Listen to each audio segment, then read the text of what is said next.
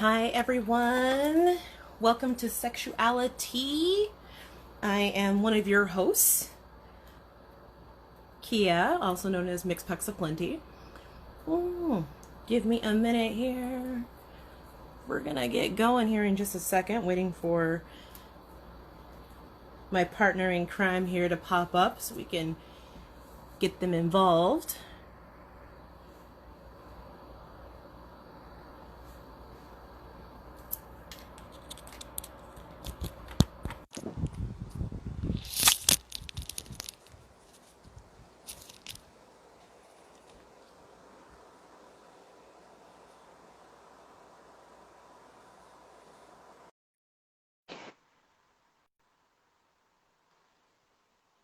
Just waiting for Mia here.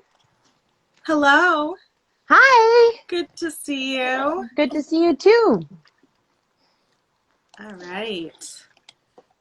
I didn't get a chance to fully put on my lipstick yet, so I'm going to do that real quick. Well, you look awesome. Thank you. So great. You're so welcome. I was just outside, popped in, getting a little bit of vitamin D, so. Yeah. There we go. Much better. Fantastic. Good to see you, Kia. It's good to see you too, Mia. I like that our names rhyme. It's really cute. It is really cute. It's pretty fantastic. How's your day going? It's going pretty good. Last night was kind of rough with the fireworks. The 4th of July used to be kind of like one of my favorite holidays. I loved fireworks. I think a lot of this is being an angsty kid, and shooting off bottle rockets.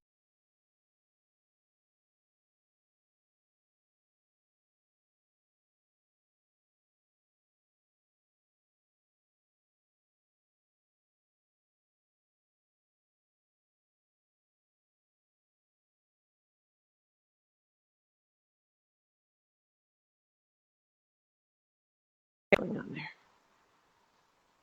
Having there connection. We go. There we go. Okay. Perfect. Okay. Connection better.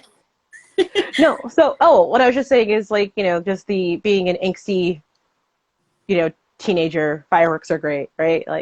This is definitely a metaphor for how your body is growing and just this rage that you don't understand because you're sore all the time and stuff. You're like, I'm gonna shoot off some bottle rockets, and as an adult now, it's different with complex PTSD and stuff, and you hear it's very triggering. And my neighborhood people spared no expense on fireworks this year. Yeah. So, but I made myself as comfortable as I could last night to prepare for it. So, I had noise canceling earphones on, and I had some earplugs in, and it was all it was really, really dope. So I'm glad I went and did that. I'm glad you did too. Took a little bit of precautions, and then fireworks are trauma lives in our body, and complex PTSD, right? It lives in our body. So I'm glad you did what you could to take care of yourself. I feel ya for sure. And then all the pets too, humans and pets and all of it. So it's 4th of July, New Year's, with all those fireworks. So I feel you.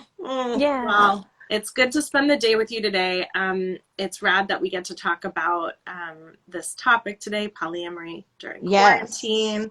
Thank you for being the open book you are and sharing your experience. And we'll share with folks too a couple of resources that Kia and I are fans of. Absolutely.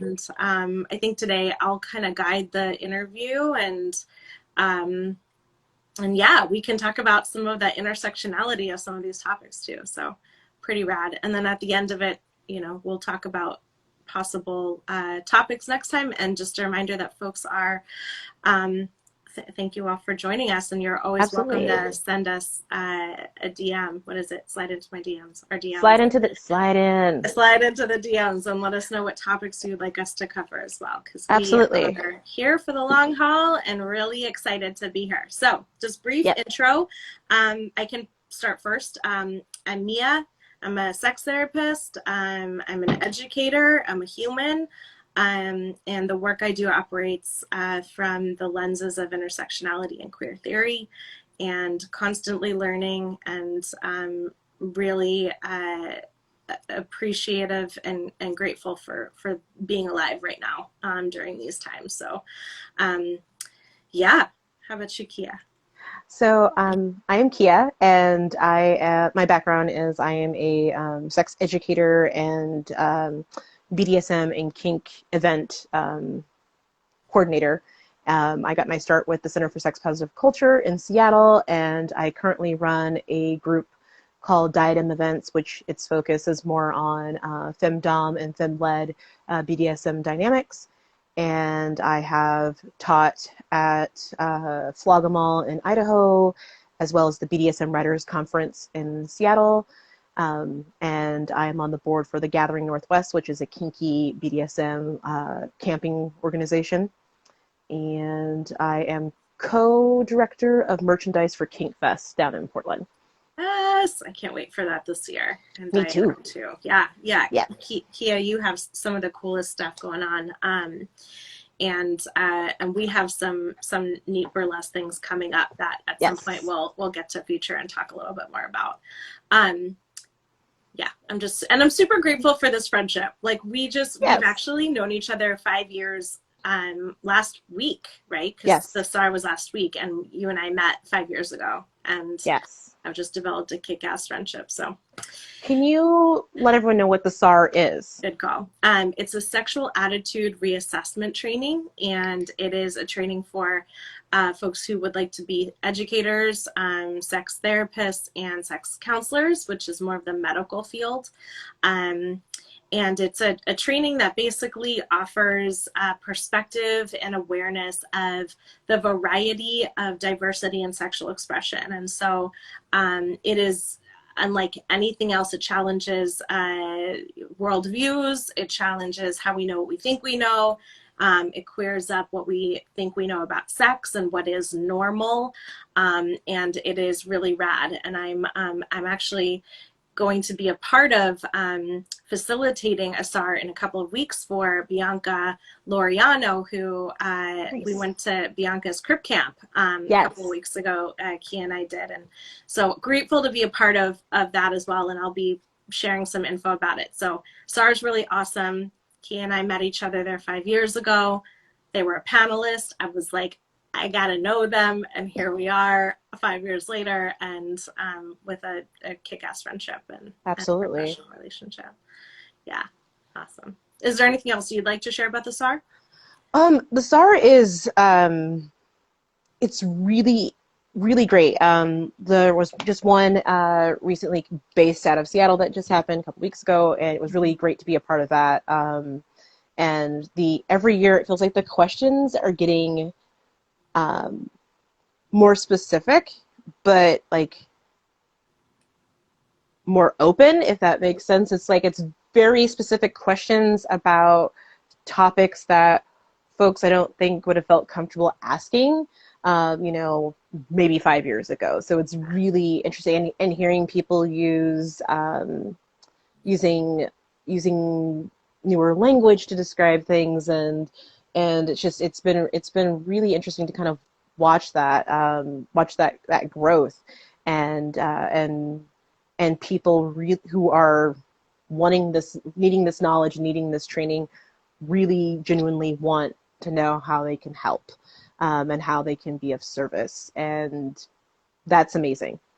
Totally. It's amazing. It's not just a check off the box on the way towards certification of sex therapy. It's how can I learn what is these lived experience of folks, and then offer this awareness to the clients that folks work with. And you've really seen it. Throughout the years change over the 5+ years that you've been participating, and in a variety of different ways too, a variety of different SARs, and offering your perspective of different topics. Super cool and exciting. It leads us into our first question here Yes. about polyamory and how you, as someone who is polyamorous, how do you define it for you?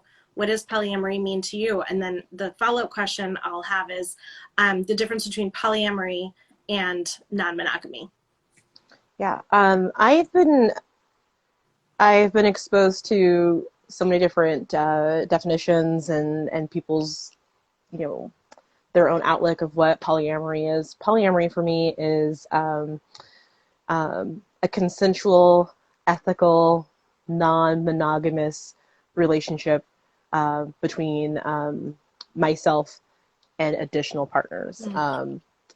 That's kind of how I've been rolling with it here recently, as more information, and I'm hearing other people's definitions, but that is how I define it. I think that the human heart is capable of loving more than one person romantically,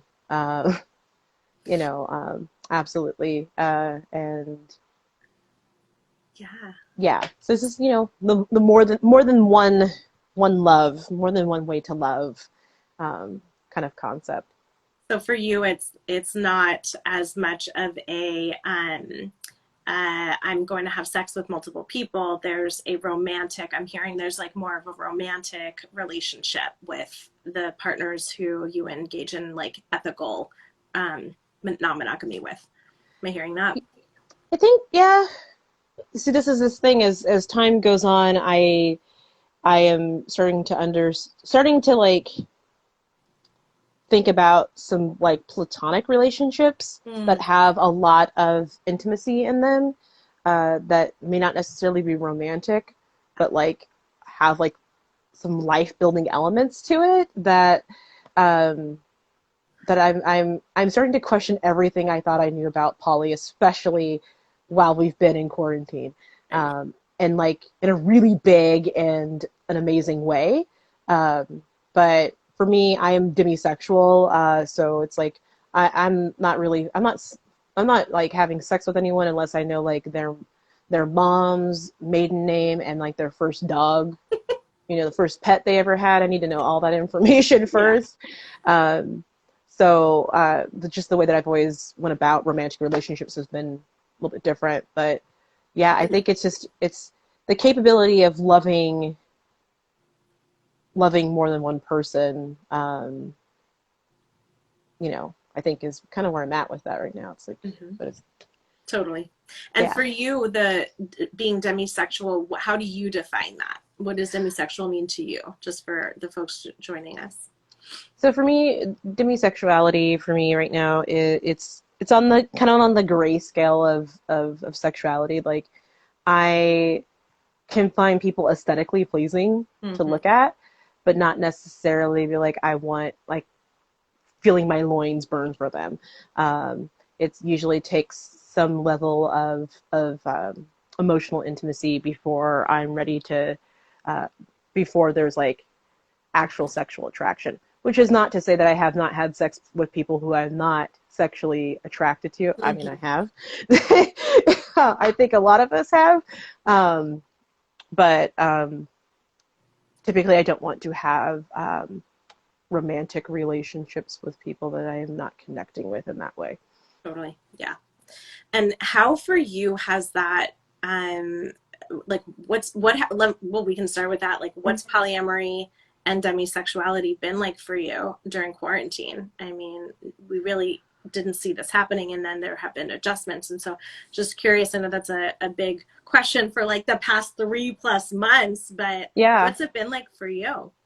It's been a pretty wild ride, because everything, again, like I said, I've been really kind of challenging my own perception of what I think poly is, and it's been through this process of being separated from partners. I have one nesting partner right now, and so when we went into shelter in place, I was locked down with this one partner.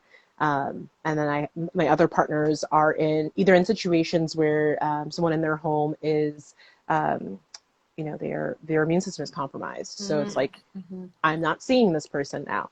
And then another one of my partners, everyone in his home, they were essential workers. So they were out and about, and so it just wasn't a safe scene for us to have any connection. So I have 4 romantic partners, and I was only able to have access to one. And I'd say about a month in is when I started kind of checking in with myself and noticing that I had this anxiety, like all of my relationships were feel like I felt like all of my relationships were in trouble.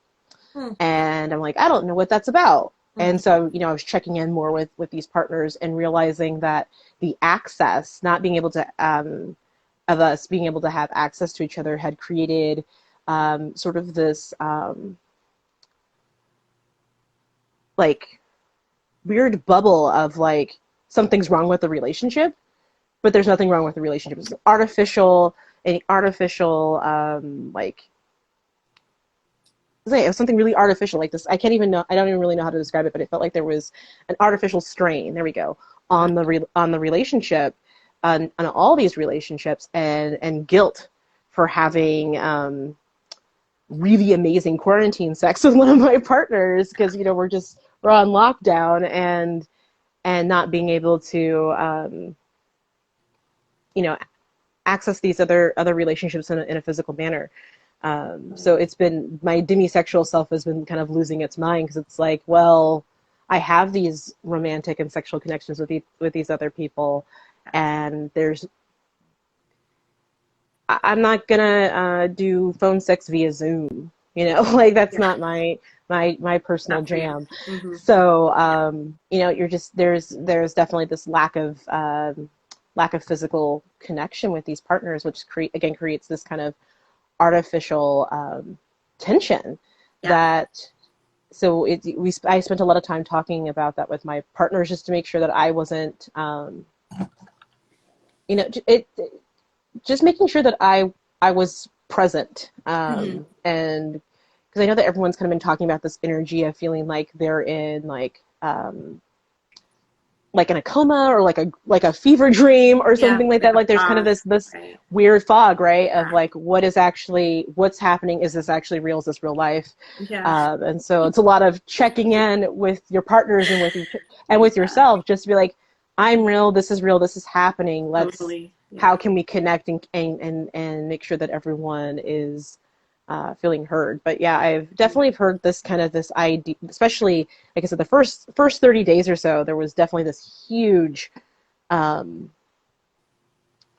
artificial tension. And it was interesting to talk to other poly folks who weren't like a part of my poly situation, who were just like, yeah, I'm feeling that, and it's weird. It's weird. Absolutely. You and I had talked about that tension, there also being a correlation between that and the couple privilege, of, like you'd mentioned, having really great sex with your nesting partner, right? And having and feeling guilty about that not being a possibility for other partners, right? And so and then what is partnership look like when you can't see somebody? And if Zoom sex isn't for you, and is like, how do you, if there are folks who are immunocompromised, right?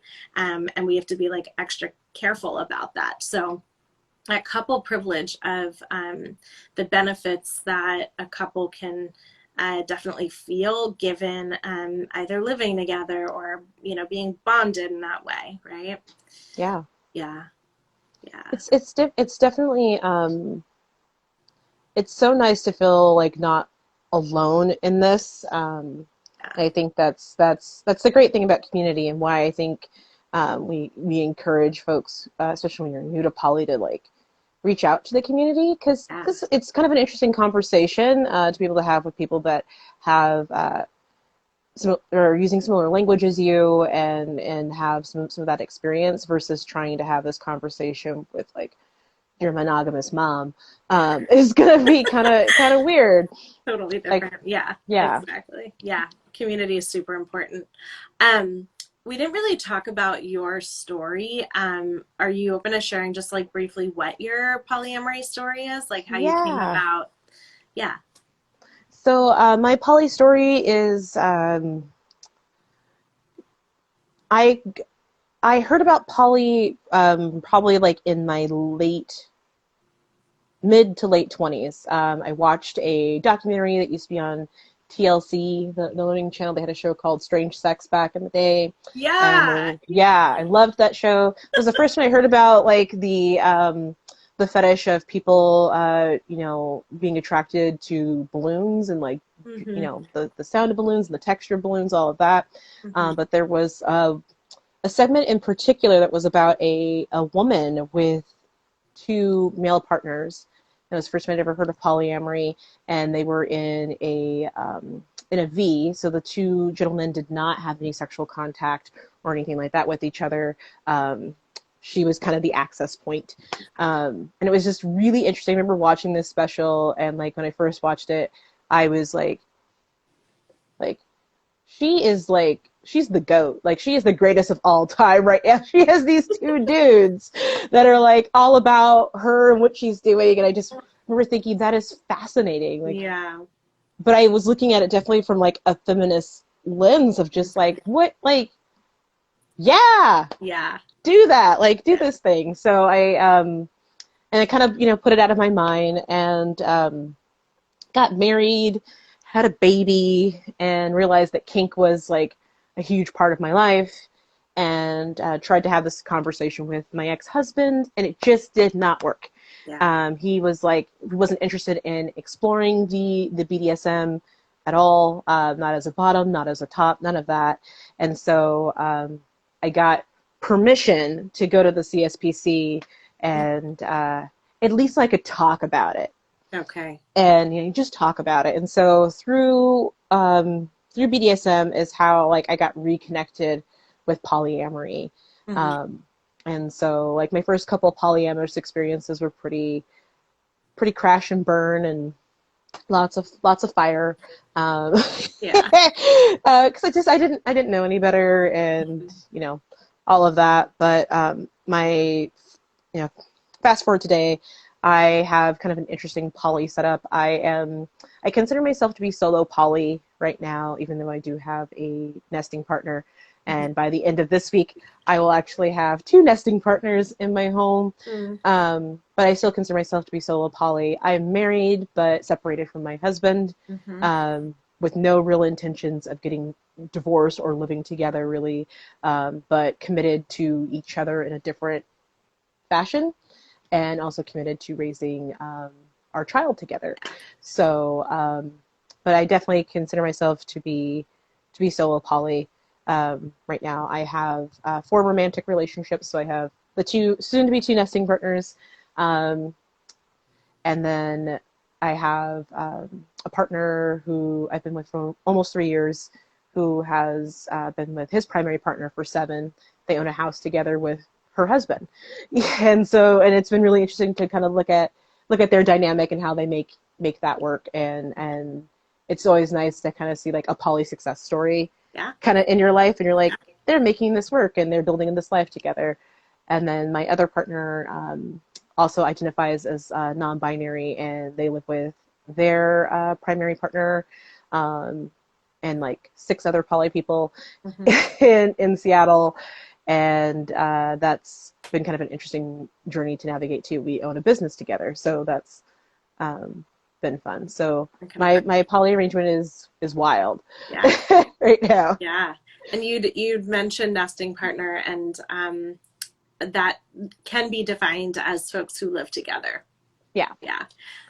So just wanted to put that one out there too. Yeah, that's awesome. And it just goes to show how um, there's flexibility and like adjustment to the circumstances that come into your life, right? Like you're moving into this like kick-ass house, and that's like flexibility of like, okay, like I'm now our family's the dynamic is gonna look different depending on who's in the house and who's not, right? And Yeah. so it's just another reflection of the fluidity that is life, and Yeah. still identifying as solo poly, yet living with folks, right? And having nesting partners. So super beautiful how you've made that work, and the shifts that have happened over your life, right? Like the piece of having an ex-husband and not necessarily wanting or needing to get a divorce, right? That not having to happen, but making it work, for your kiddo, right? And also because it works for you and the dynamic, the relational system that you're in. Yeah, it's Yeah. beautiful. Yeah. That's been kind of the journey of like dissecting poly and figuring this out. I mean, I remember probably like it was like 3 years ago. I was just like, I don't think I could be married to someone and not have sex with them. Mm-hmm. Like I was like, I don't think that's possible. Mm-hmm. And I am married to someone, not having sex with them, Mm-hmm. but like there is a love that's still there. Mm-hmm. We're still there for each other when the other person needs it. Yeah. Just romantically, we're not a good fit right now. We may never be a good fit romantically in the future, but in terms of building a family, we're a good fit.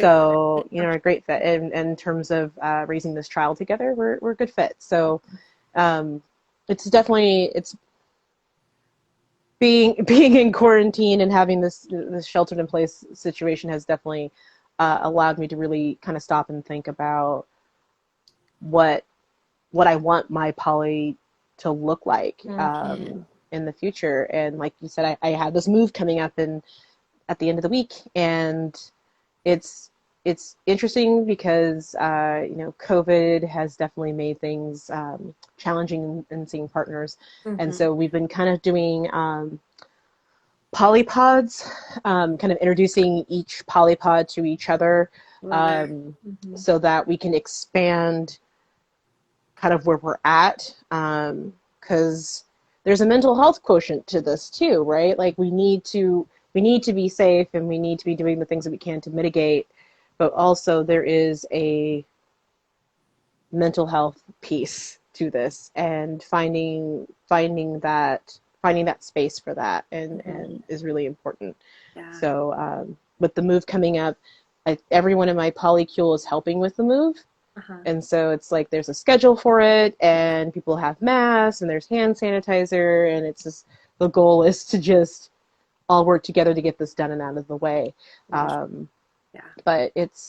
COVID has definitely put it's definitely put kind of a monkey wrench into, I think, how all of us kind of go about dating and flirting and making connections with people.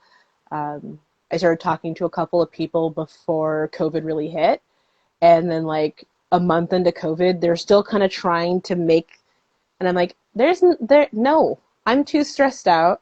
Yeah. I'm worried about, 4 other people, plus a kiddo.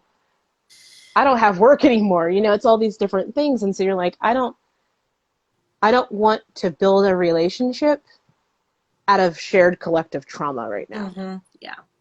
Because it definitely feels like we run the risk of some trauma bonding happening with the COVID. So that's been kind of my back off point. It's just like I don't want to bond with you over this and our shared trauma of this right now. This is not really the building blocks of a relationship for me right now. No. So I've been kind of holding off, but it's been interesting to watch other people build relationships and dynamics with folks through COVID, through all of this, and I wish everyone lots of luck. Yeah. It's just I have no bandwidth. It's certainly right. It's certainly a time, but you're also a person who's got awareness of, hey, in the past I did polyamory in this way, learned from it and did it differently, and then now I know what I do want and what I don't want and everything that's in between, right? And so Absolutely. What I'm hearing is that like intentionality about not wanting to enter into new relational dynamics or relationships that maybe have the essence of trauma bonding and not being something you are into. Also hearing this piece that like with your ex-husbands, giving you permission, right? It's like the awareness of what makes polyamory ethical versus, non-ethical, and is it those negotiations, right? The agreements you come to about, yeah, like he's not a kinky guy, right? Or wasn't kinky with you, and so that's a benefit that both of you got out of that early agreement was, hey, Kiki will go to the CSPC and have their fun there, their like explore kink there, versus necessarily having him have to be everything for you, which Yeah. we can't be everything to everyone, right? So yeah, those benefits for both of you and the whole system. And I think that's been another kind of interesting thing about polyamory and the situation that we are in currently is um, I have a role in the lives of my partners, and they have a role in mine. And I think that's also created that tension, is not being able to, not feeling like you're you're serving your purpose in these Mm-hmm. relationships and in these dynamics. Not being able to physically be there when someone is having a hard time. It's a struggle. Most of my dynamics with folks it's a service dynamic. A lot of them are in Mm-hmm. service to me, Mm-hmm. and so I know it's really difficult for them to not be able to just be Johnny on the spot to help make things happen. Show up for you in You that know, way. Mm-hmm. yeah, and I'm just like, it creates this weird, again, this artificial tension where people think that someone is upset or someone is mad, and it's Mm-hmm. really just kind of, this is the circumstances in which we find ourselves, and we're just trying to work through it.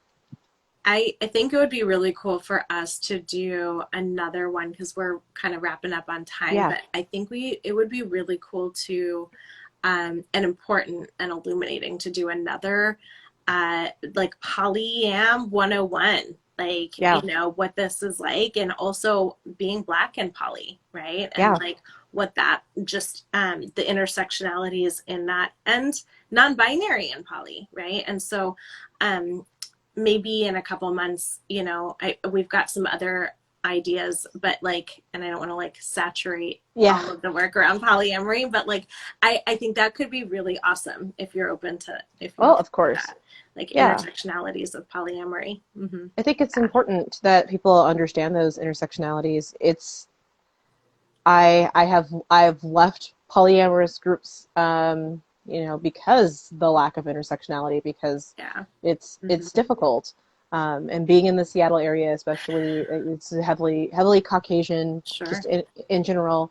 But um, in my current polyamory setup, I all of my partners are white, and that's been an interesting ride um, during protests, and we're in the middle of probably the biggest civil rights movement that we're ever going to see in our lifetime. And I all my partners are white, and so there is definitely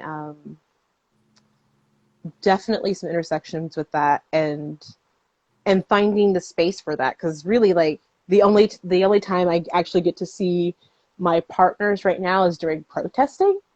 Oh, They'll show up yes. they do show up for protests, so we do show Yeah. up for protests. So, Interesting. um, so Huh. it's like I've been having polyam meetups and dates Yeah. while like taking it to the man Yeah. during quarantine. So that's pretty badass. I love that. I It's love been that. it's been really cool. Like I've seen some pictures of folks getting married at protest sites, Yes. and things like that, and I'm just like, that I am in awe of that.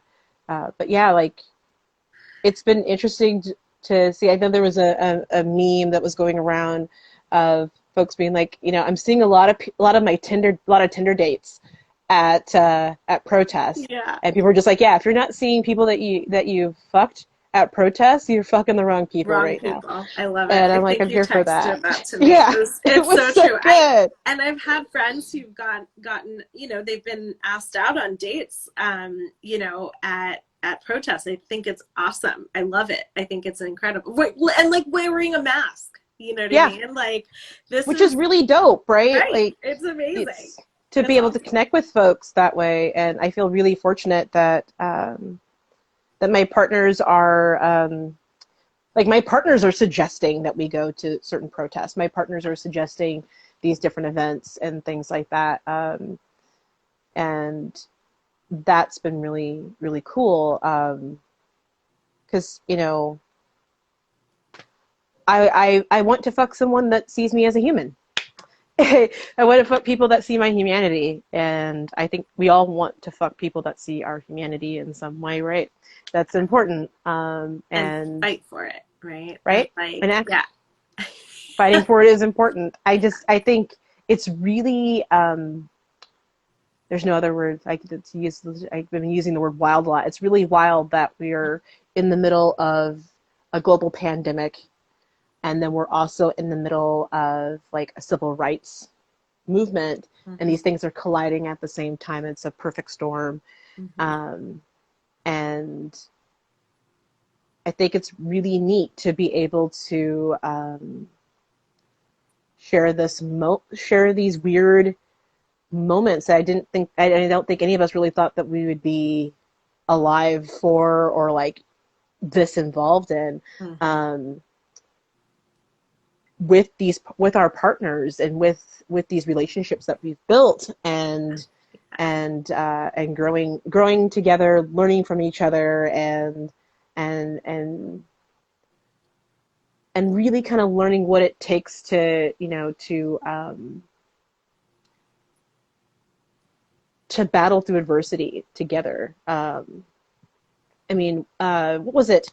Some state just recognized polyamory as a relationship thing. I can't. That. Was it back east? What state was that? Massachusetts? That feels like it, right? Because weren't they were the first state to legalize gay marriage, right? Was that them too? I'm gonna look this up and text you it, and we'll follow up about it. Because that feels badass. That yeah, it is right. I saw that. It's a big deal. I mean, I think that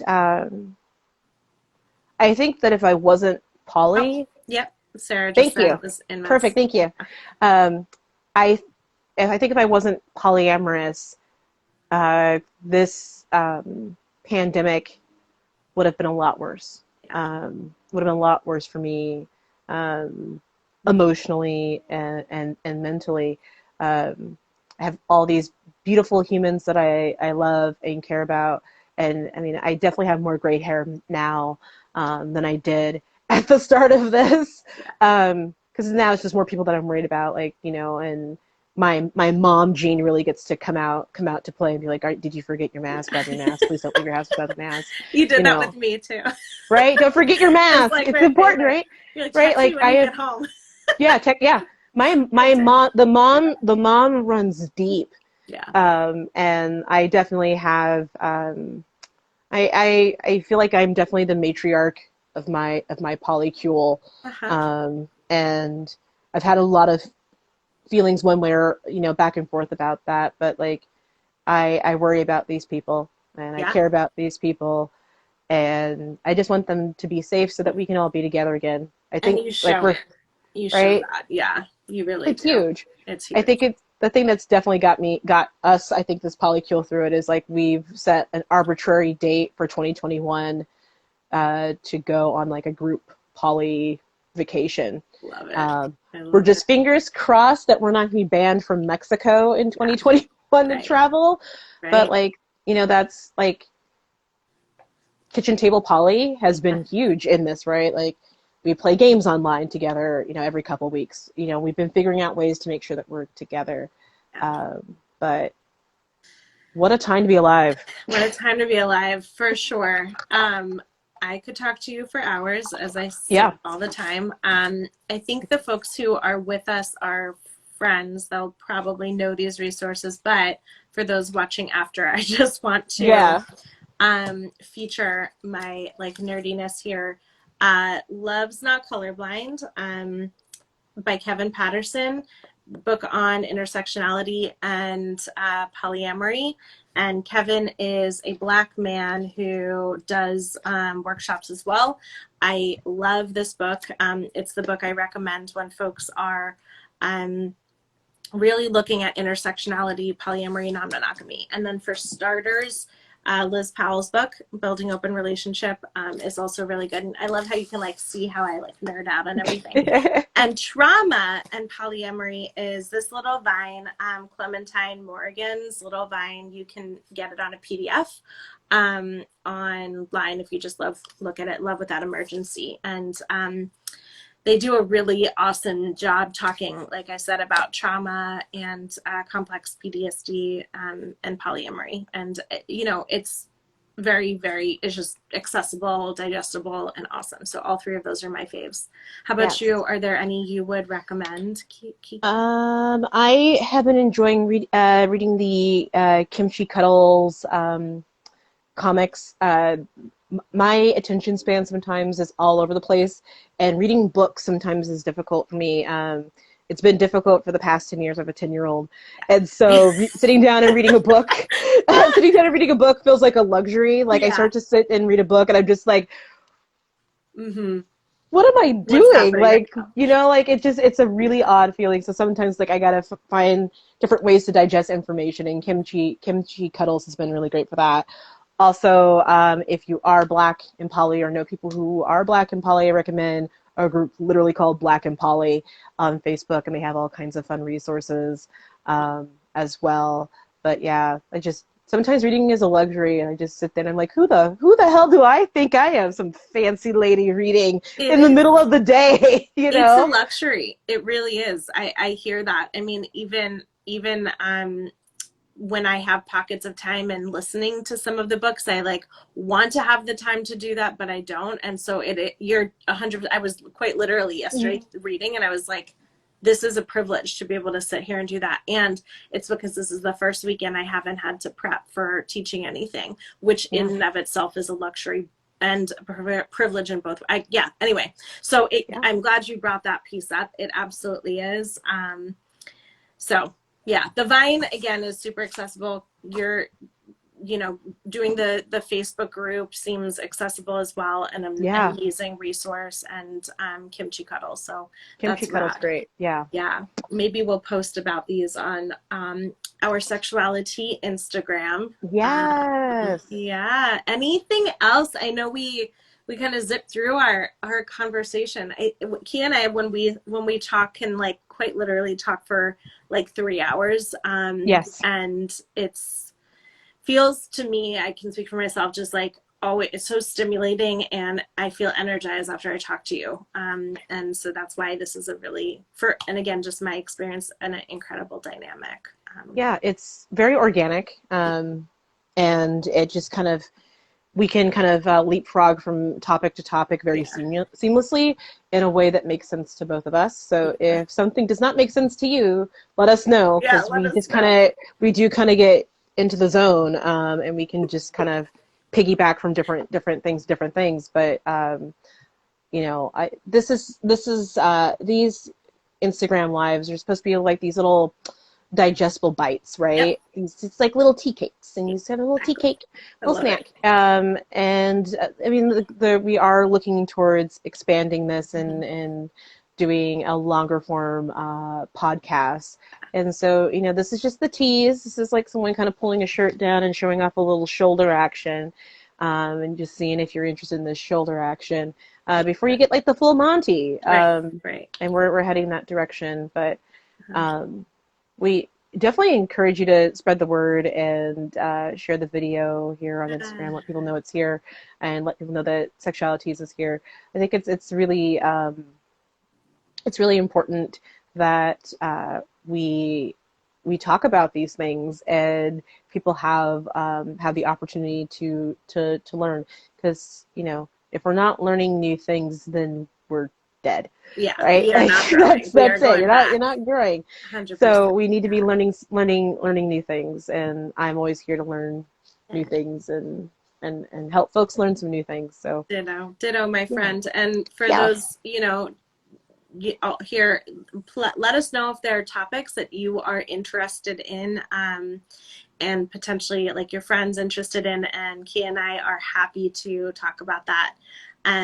As we said, like, this is growing, and we are welcoming of information and feedback, and so this is going to be long term, and so we want to make it sustainable and fun, and hope that you're having as much fun as we are, because we're enjoying it. So Absolutely. yeah. All right, my friend. Well, I will talk to you soon. And thanks Yeah. everybody who joined us for today. We'll be back in probably a couple of weeks, but we'll let you know. Absolutely. Okay. All right. Bye, everybody. Bye.